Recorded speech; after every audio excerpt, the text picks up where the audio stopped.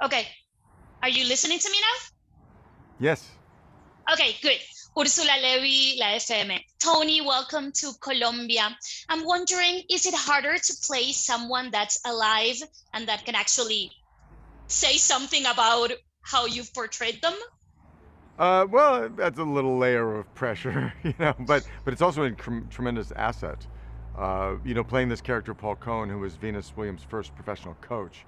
Um, I just reached out to the real person. I found his email and I wrote him and said, "Could we talk?" And he gave me a very unique lens into it, and it was just a wealth of information about his particular technique, that the way he approached tennis, his coaching style, what his relationship was with Venus and Serena, and Richard Williams, Will Smith's character, and the family in general. So I felt very lucky, and was hopeful that Paul would be pleased with the result, which it turned out he is. But my job was really to take what I could and you know do what I thought was the best way to portray the character. So, but yeah, you want to get it right.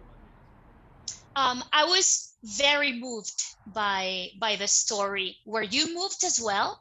Oh yeah, I was moved when I read it. I just thought it was extraordinary, and the more, and in the doing of it as well. Working with Will and seeing how he inhabited Richard and the relationship that he developed with Sanaya and Demi, who play Venus and Serena, and with the great Ingenue Ellis, who plays Brandy, his wife. This family really formed a family, and that was an incredible thing to be a part of.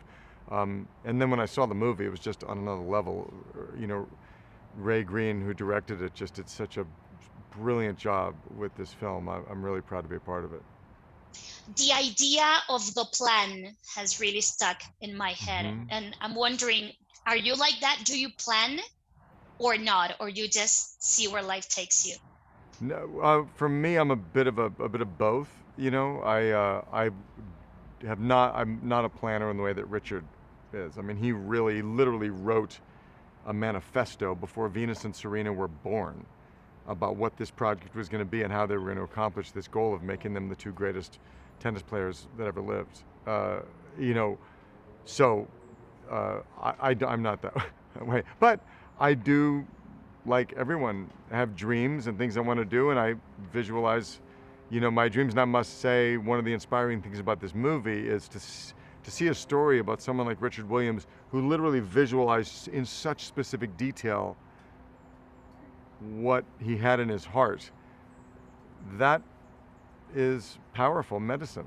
And when I look back on the things that I clearly visualized and went after based on what I had dreamed, in many cases, when they come true, that vision is what kind of keeps you on course, and the clarity of what you're going for can really keep you at it. And this is an incredible, I mean, an extreme story of that happening.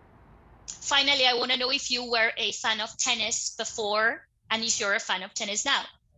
Yes, I was a fan of tennis before this movie, and I'm a fan of tennis now even more.